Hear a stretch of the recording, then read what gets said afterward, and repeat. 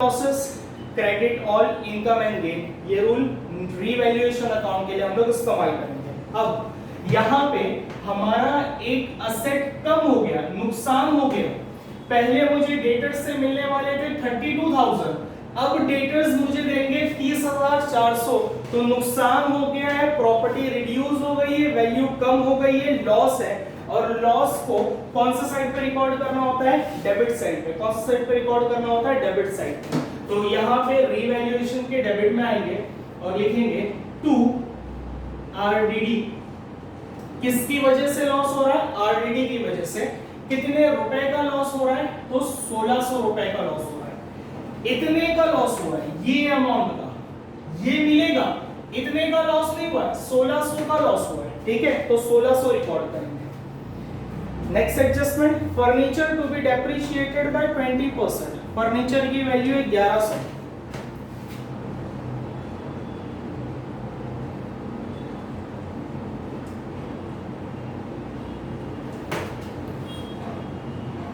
Furniture की value है 11,000, मैंने 100 बोल दिया शायद से। फर्नीचर की वैल्यू है 11,000।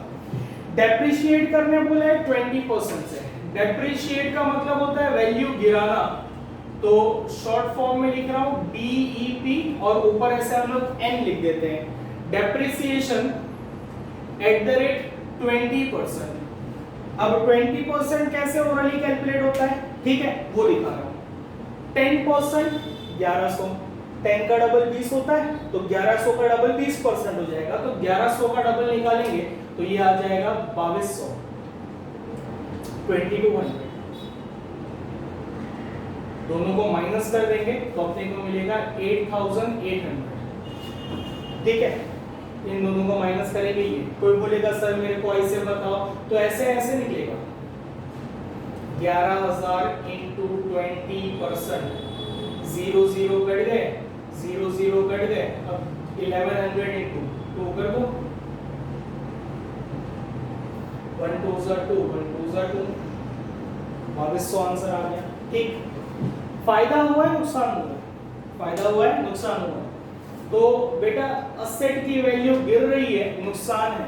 नुकसान डेबिट में जाएगा, क्रेडिट में जाएगा, तो लॉस को डेबिट में डालना है। तो यहां पर आएंगे और लिखेंगे लॉस किसकी वजह से हुआ है? तो लॉस फर्नीचर की वजह से हुआ है। कितने रुपए का लॉस हुआ है? तो लॉस हुआ है 2200 रुपए का। कितने रुपए का लॉस हुआ है? 2200। कुछ लोग बोलेंगे सर यहाँ पे डेप्रिसिएशन लिखना चाहिए था, तो मैं आप लोग को रिपीट करूं कि फर्स्ट सब में मैंने आपको क्लियरली बताया था, जिसकी वजह से नुकसान होगा उसका नाम लिखेंगे। फर्नीचर की वजह से नुकसान होगा फर्नीचर, प्लांट की वजह से नुकसान होगा प्लांट, बिल्डिंग की वजह से नुकसान होगा बिल्डिंग। लेकिन डेटर्स पे डेटर्स का नाम नहीं लिखेंगे, आरडीडी वर्ड यूज करेंगे। क्या वर्ड यूज करेंगे? आरडीडी। आप लोग वरना बोलोगे सर यहाँ पे डेटर्स की वजह से नुकसान हुआ है, तो डेटर्स की वजह से नुकसान होगा, ठीक है, लेकिन यहाँ पे हम लोग वर्ड यूज करेंगे आरडीडी। ठीक है, आरडीडी। डेटर्स के लिए आरडीडी, बाकी सब के लिए उनका ही नाम लिखना है। फर्नीचर पे फर्नीचर, बिल्डिंग पे बिल्डिंग, लैंड पे लैंड, कंप्यूटर पे कंप्यूटर। ठीक, आगे बढ़ते हैं। Stock should be appreciated by 5%। Stock की वैल्यू 20,000 है।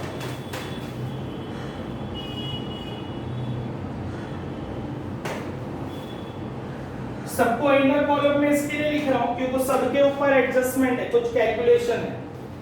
एप्रिशिएट करना है मतलब वैल्यू बढ़ाना है, वैल्यू बढ़ाना है मतलब प्लस करना है। डेप्रिसिएशन घटाना लेस करना था, एप्रिसिएशन बढ़ाना प्लस कर देंगे। जैसे डेप्रिसिएशन को शॉर्ट फॉर्म में लिख रहे हैं, वैसे एप्रिसिएशन को भी शॉर्ट फॉर्म में लिख रहे हैं। एप्रिसिएशन @5%। 20,000 का 5% आ जाएगा 1,000, तो ये हो जाएगा 21,000। कुछ लोग बोलेंगे सर कैसे आया? तो इसका 10% 2,000, 10 का आधा 5, तो 2 का आधा 1, तो 1,000। जिसको ऐसे नहीं आता है वो ऐसे कर सकता है। 20,000 इंटू 5%, यहाँ पे सिर्फ 20 लिखना, बाकी ये ऐसे ही रहेगा, आंसर आ जाएगा। यहाँ पे फायदा हुआ है, नुकसान हुआ है? आप लोग बोलेंगे सर फायदा हुआ है, पहले वो असेट 20,000 का था, अब वो असेट कितने का हो गया 21,000, वैल्यू बढ़ गई है, फायदा है। फायदा हुआ मतलब उसको रीवैल्यूएशन की कौन सा साइड पे लिखना है, क्रेडिट साइड पे। यहां पर आएंगे और हम लोग लिखेंगे फायदा हो गया किसकी वजह से, स्टॉक की वजह से। तो स्टॉक अकाउंट कितने रुपए का फायदा हुआ है, 1000 रुपए का। 21,000 का फायदा नहीं हुआ है, 20,000 का तो स्टॉक पहले से था, फायदा कितने का हुआ है, सिर्फ 1000 का। आगे चलते हैं। उसी एडजस्टमेंट में लिखता है building to be appreciated by 5%। तो बिल्डिंग नहीं है, लैंड एंड बिल्डिंग है ऊपर, तो हम लोग land and building word use करेंगे।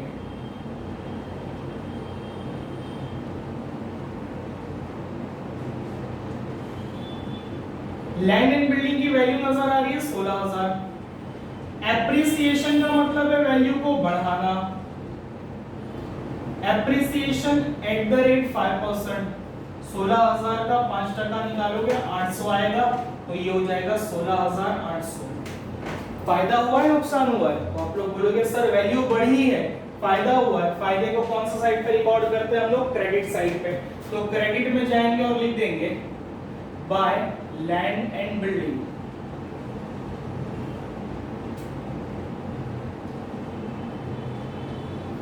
कितने का फायदा हुआ है, तो 800 रुपए का फायदा हुआ है। ठीक है, आगे चलते हैं।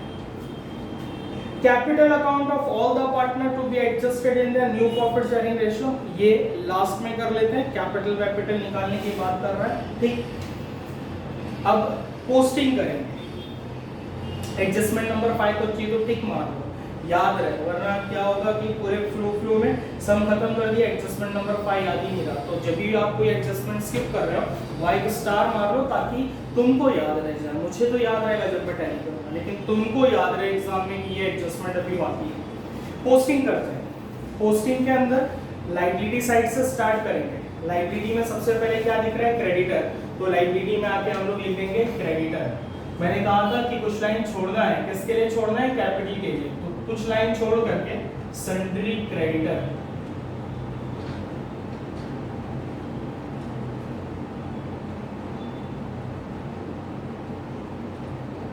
इस पे कोई एडजस्टमेंट नहीं है, तो आउटर कॉलम में लिख देंगे 40,000।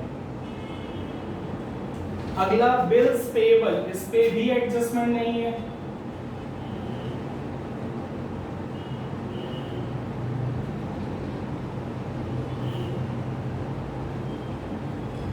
इसका भी अमाउंट आउटर कॉलम में डाल देंगे। बैंक ओवरड्राफ्ट, इस पे भी कोई एडजस्टमेंट नहीं है।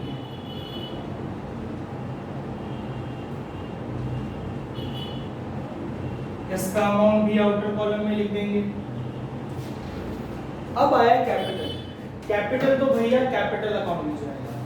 उस दिन मैंने आपको बताया था कि लायबिलिटी क्रेडिट में जाती है और असेट डेबिट में जाता है। तो एक काम करो, लायबिलिटीज के बाजू में सीआर लिख दो और असेट के बाजू में डीआर लिख दो। ठीक है, इससे आपको याद रहेगा। सारे लायबिलिटी क्रेडिट बैलेंस रखते हैं, सारे असेट डेबिट बैलेंस रखते हैं। तो कैपिटल, जब मैं आऊंगा कि मुझे कैपिटल लिखना है कैपिटल अकाउंट में, ठीक, अब आप लोग बोलोगे सर कैपिटल यहाँ क्यों नहीं लिख रहे हैं, तो हम लोग कैपिटल लिखेंगे जब इसका बैलेंसिंग फिगर आएगा तब लिखेंगे। अभी का जो कैपिटल है वो कैपिटल अकाउंट में पोस्ट किया जाएगा। ठीक, अब डेबिट में या क्रेडिट में ये सवाल है, तो हमें पता है कि लायबिलिटीज हमेशा क्रेडिट बैलेंस रखती है, तो हम लोग क्रेडिट में जाएंगे और लिखेंगे by balance brought down, BD. ठीक है, जब पहली बार लिखते हैं बैलेंस शीट से इसमें लिखेंगे तो बीडी, जब क्लोजिंग बैलेंस आएगा उसको हम लोग बोलेंगे सीडी। अब दीप का 60,000, करण का 20,000, तो दीप के नाम पे 60,000 एंड करण के नाम पे 20,000। अगर आपने पहली लाइन नहीं छोड़ी होती तो क्या होता पता है, कलेश हो जाता। आपको इसको यहाँ नीचे लिखना पड़ता और ये थोड़ा सा प्रेजेंटेशन के अगेंस्ट में, सम नहीं गलत होगा, प्रेजेंटेशन के अगेंस्ट में इसको हम लोग ओपनिंग बैलेंस बोलते हैं। तो ओपनिंग का मतलब होता है सबसे पहले, यही पता चला। तो सबसे पहले ये होना चाहिए था, तो फर्स्ट लाइन इसके लिए यहाँ पे छोड़ते हैं और कैश के अंदर फर्स्ट लाइन इसके लिए यहाँ पे छोड़ते हैं। जनरल रिजर्व, वो जो पीछे नोट्स वाला सेक्शन था जहां पे आप लोग नोट्स लिख रहे थे, ठीक, वहां पर पहुंच जाओ। कुछ लिखना है अपने को। ठीक, शुरुआत में देखो 2-3 पेज में छुड़वाया था जहाँ जर्नल एंट्रीज लिख रहे थे पैर में, वहाँ पर और वहां पे लिखो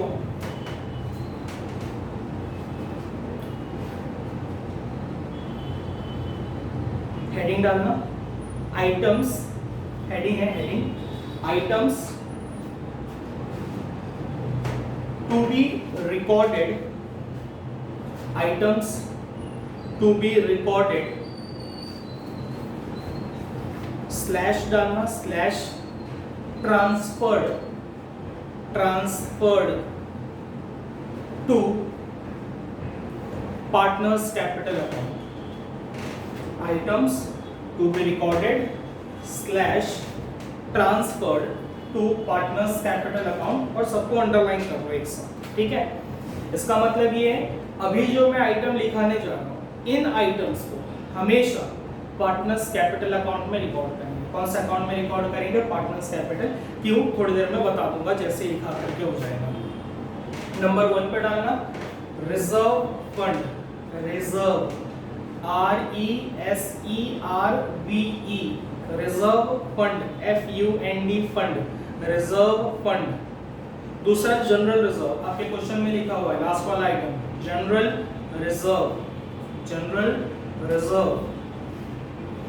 और थर्ड लिखना profit and loss account, profit and loss account,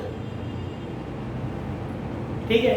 ये 3 चीज आपको जब भी बैलेंस शीट के अंदर नजर आएगी तो इनको किधर रिकॉर्ड करना है? पार्टनर्स कैपिटल अकाउंट में रिकॉर्ड करना है। जैसे कैश को कैश अकाउंट में रिकॉर्ड करते हैं, कैपिटल को कैपिटल में रिकॉर्ड करते हैं, वैसे ही रिजर्व फंड, जनरल रिजर्व और तीसरा वाला आइटम जो प्रॉफिट एंड लॉस है वो हमेशा पार्टनर्स कैपिटल में जाएगा। मैं फिलहाल जनरल रिजर्व के नाम से बात करता हूँ।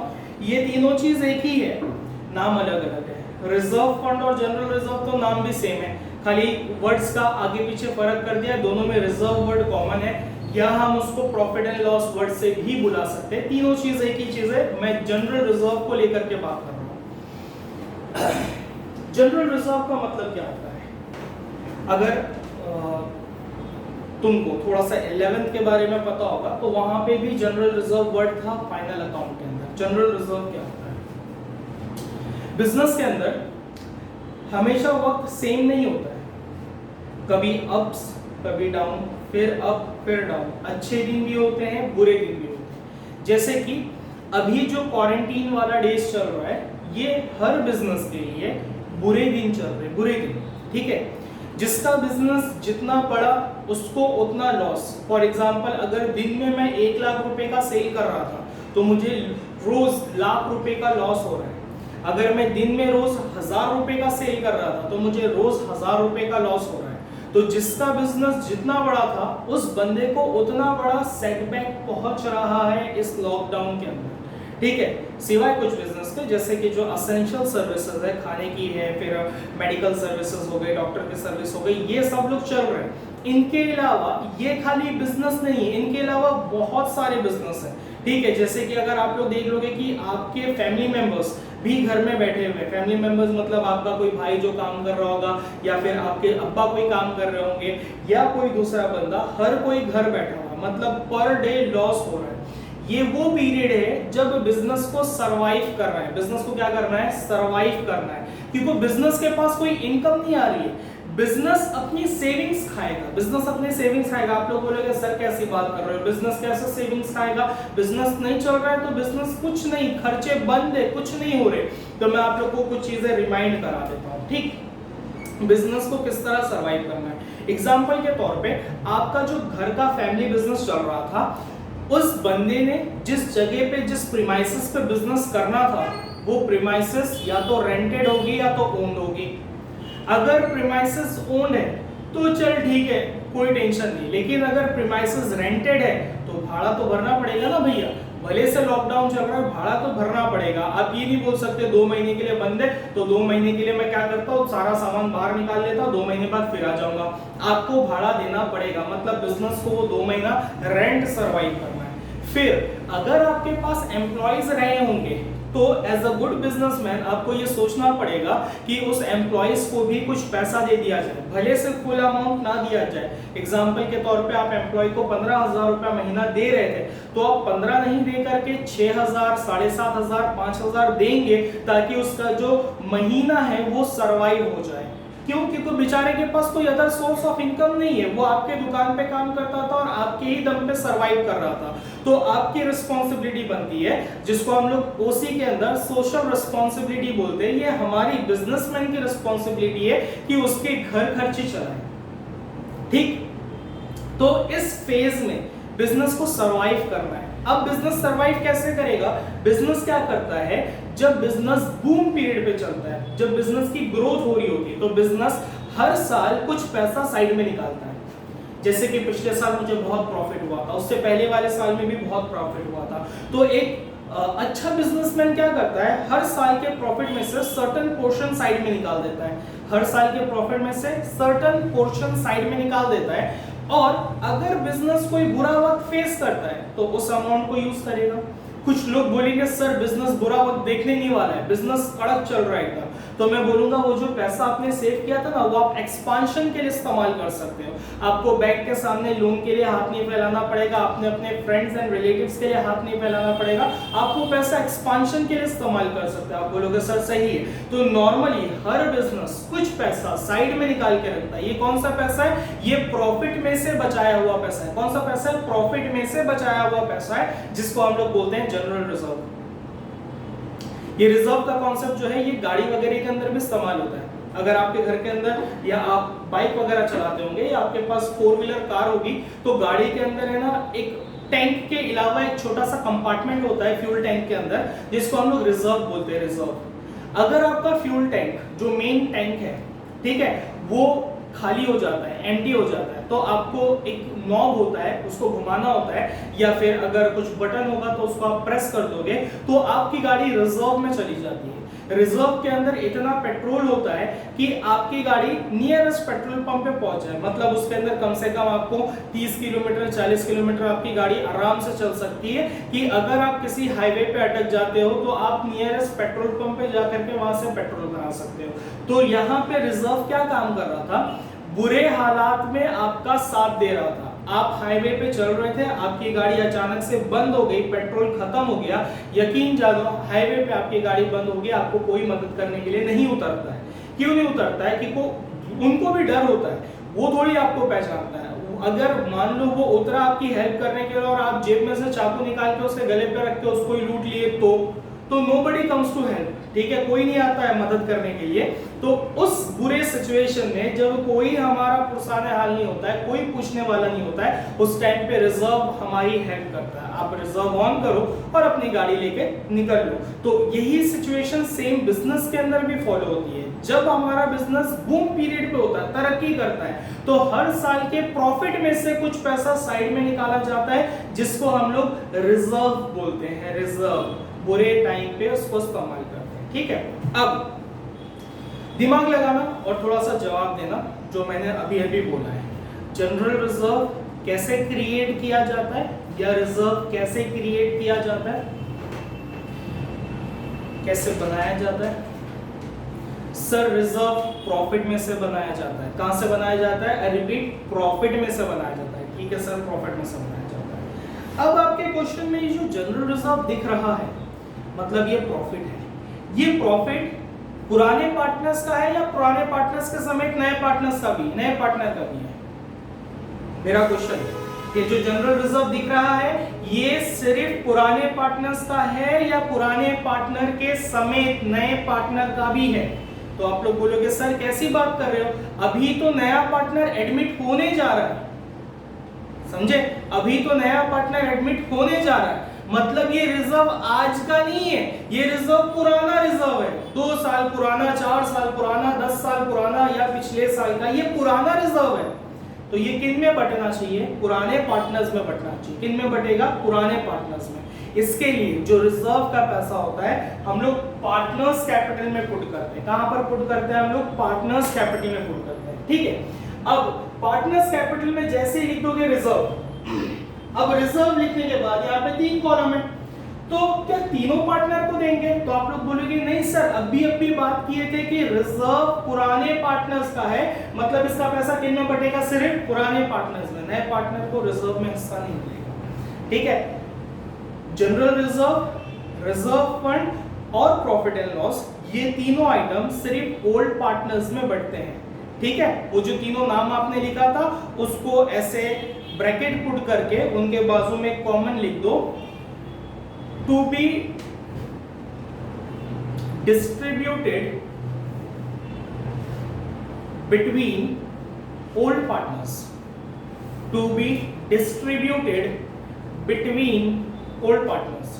ठीक है, तो जनरल रिजर्व का कॉन्सेप्ट को आप लोगों को क्लियर हो गया होगा। किसी को नहीं समझा होगा तो व्हाट्सएप करें या फिर कॉल कर ले, मैं फिर वापस एक्सप्लेन कर दूंगा कि जनरल रिजर्व क्या होता है। अब कुछ लोग बोलेंगे सर ठीक है, पार्टनर्स कैपिटल में लिखना है, पता चल गया, लेकिन पार्टनर्स कैपिटल में तो दो साइड है, एक डेबिट साइड है और दूसरा क्रेडिट साइड है। डेबिट में लिखूं या क्रेडिट में लिखूं? तो मैं आपको बोलूंगा बच्चा इस चीज का तो टेंशन मत लीजिए, क्योंकि हमने सीखा है लायबिलिटीज हमेशा कौन सा साइड पर जाती है? क्रेडिट साइड पर जाती है। ठीक है, और आपने शायद टॉप पे लिख भी दिया होगा लायबिलिटीज के बाजू में CR, मैंने लिखने बोला था, लायबिलिटीज के बाजू में CR और असेट के बाजू में DR। लायबिलिटी क्रेडिट में जाती है और असेट डेबिट साइड जाता है। तो अगर लायबिलिटी क्रेडिट में जाती है तो जनरल रिजर्व बीइंग लायबिलिटी, इसको हम लोग क्रेडिट में लिखेंगे। तो क्रेडिट में आएंगे और हम लोग लिखेंगे बाय जनरल, इसको शॉर्ट में लिखता हूं वरना जगह नहीं पड़ेगी।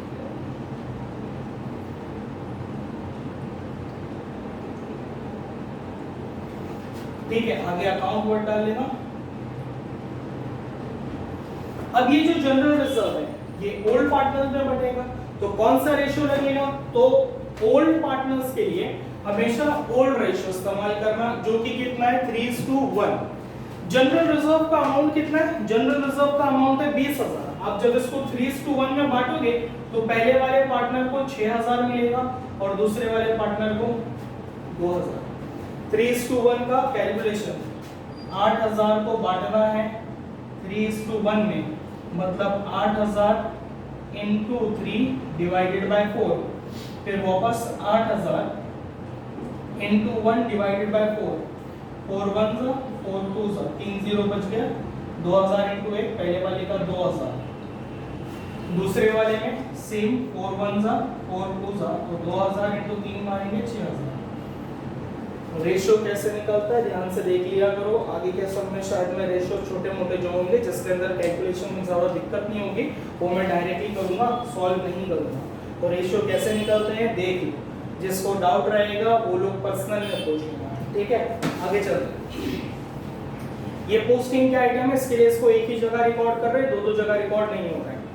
लायबिलिटी साइड कंप्लीट, अब असेट साइड पे हाथ मारते हैं। असेट में सबसे पहले कैश दिख रहा है, तो सर कैश के लिए तो कैश अकाउंट बना है। ठीक है, कैश अकाउंट का डेबिट या क्रेडिट? तो अभी आपने लिखा था कि असेट डेबिट में जाते हैं, तो यहाँ पे डेबिट में आ जाएंगे। 2 खुद के अकाउंट में खुद का नाम नहीं आता है, तो हम लोग लिखेंगे 2 balance brought down, opening balance है, अमाउंट है इसका 40,000। अगला सन्ड्री डेटर्स असेट में लिखना है, तो हमने लिख चुका है। लैंड एंड बिल्डिंग लिख चुका है, स्टॉक लिख चुके हैं, प्लांट एंड मशीनरी बाकी है।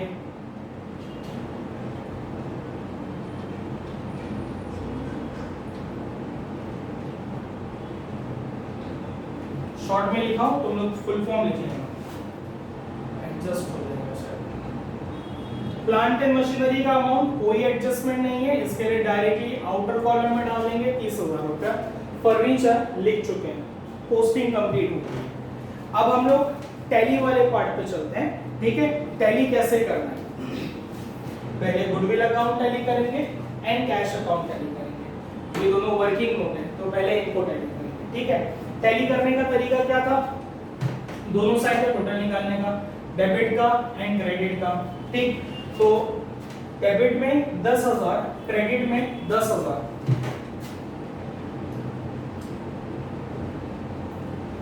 दोनों तरफ सेम अमाउंट है, मतलब ये अकाउंट पहले से टैली बैठा हुआ है। नीचे 2 लाइन, ऊपर 1 लाइन।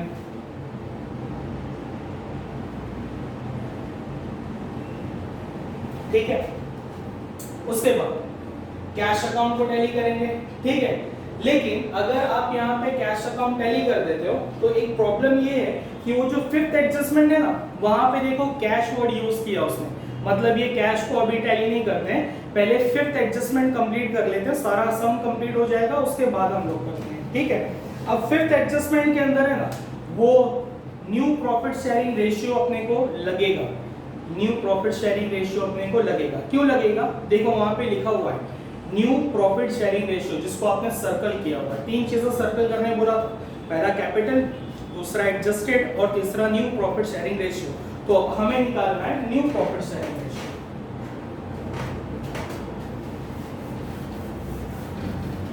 ये सब कैलकुलेशन आप लोग वर्किंग नोट में तैयार तरीके से लिखोगे, अच्छे से साफ सुथरा। न्यू प्रॉफिट शेयरिंग रेशियो कैसे निकलता है? न्यू प्रॉफिट शेयरिंग रेशियो निकालने के 2 स्टेप हैं।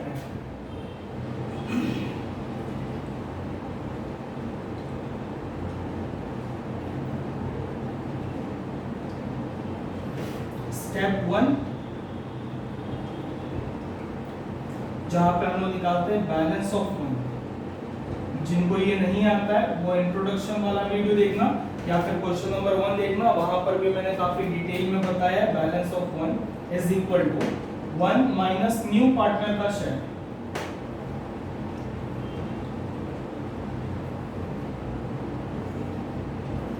वन माइनस न्यू पार्टनर का शेयर कितना है? तो 1/5 के बाजू में देखो मैंने आपसे लिखवाया था, जो कि पहला एडजस्टमेंट है 1/5, 1 डिवाइडेड बाय 5, उसके ऊपर लिखवाया था न्यू पार्टनर शेयर। तो वो 1/5 जो इंफॉर्मेशन था, जिसको पूरे सम में कहीं इस्तेमाल नहीं करते हैं, वो यहाँ इस्तेमाल होता है न्यू प्रॉफिट शेयरिंग रेशियो निकालने के लिए 1/5। अब इसको सॉल्व कैसे करेंगे? तो आसान तरीका, 5 में से 1 जाएगा तो कितना बचेगा? 4, और डिनोमिनेटर में एज इट इज रहेगा। तो इसका आंसर है 4:5। स्टेप नंबर 2, स्टेप नंबर 2 में अपने को आंसर मिलेगा न्यू प्रॉफिट शेयरिंग रेशियो, जिसका फॉर्मूला है बैलेंस ऑफ 1, जो आपने अभी ढूंढा था, इनटू ओल्ड रेशियो। ठीक है, तो दोनों पार्टनर्स का नाम लिखते हैं, ओल्ड पार्टनर्स का दीप और दूसरे वाले का करण। ठीक है, अब कैलकुलेशन, दीप के लिए भी बैलेंस ऑफ 1 यही है, 4 डिवाइडेड बाय 5। करण के लिए भी बैलेंस ऑफ 1 यही है। 2 बार सॉल्व करना है, एक बार दीप के लिए, एक बार करण के लिए, लेकिन बैलेंस ऑफ 1 का तो आंसर वही है। मल्टीप्लाई के साइन, तो दोनों तरफ मल्टीप्लाई डाल देंगे। ओल्ड रेशियो, ओल्ड रेशियो ये रहा 3:1, मतलब 3 divided by 4 and 1 divided by 4। ये कैसे है? शुरुआत में बताया था। मल्टीप्लाई है, डायरेक्ट हो जाएगा। 3 4 जा 12, 4 5 जा 20। इसको सिंपलीफाई नहीं करना, मरोगे, सिंपलीफाई नहीं करना, ऐसे ही छोड़ना। 4 1 जा 4, 5 4 जा 20। अब हम लोग निकाल रहे हैं न्यू प्रॉफिट शेयरिंग रेशियो, तो न्यू पार्टनर का नाम भी डालते हैं, शुभम।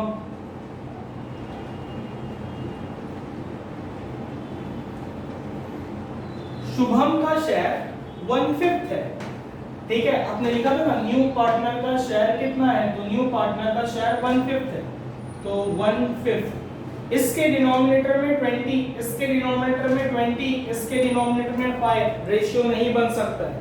तो अब हम लोग क्या करेंगे, 5 को 20 बनाने के लिए 4 से मल्टीप्लाई करते हैं, ऊपर भी नीचे भी। 4 1 जा 4 5 जा। अब सबके डिनोमिनेटर में क्या दिख रहा है? 20। तो अब रेशियो बनेगा and new profit sharing ratio is equal to 12:4:4, 12:4:4। अब हम लोग इसको सिंपलीफाई करते हैं, थोड़ा और कट्स कर सकते हैं, क्योंकि सब लोग एक ही नंबर से डिविजिबल है 4 से। इसको ऐसे लिख सकता हूं, 4 3 जा 12,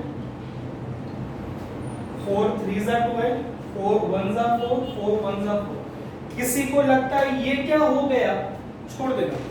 आप इससे सॉल्व कर लेना, आपका आंसर आएगा। ये न्यू प्रॉफिट शेयरिंग रेशियो सही है, कोई इशू नहीं है, ठीक है। आप इससे सॉल्व करोगे तो भी वही आंसर देगा, इससे सॉल्व करोगे तो भी वही आंसर देगा, ठीक। इसका स्क्रीनशॉट ले लो या वीडियो को पॉज कर दो और ये कॉपी कर लो, मैं मिटाऊंगा।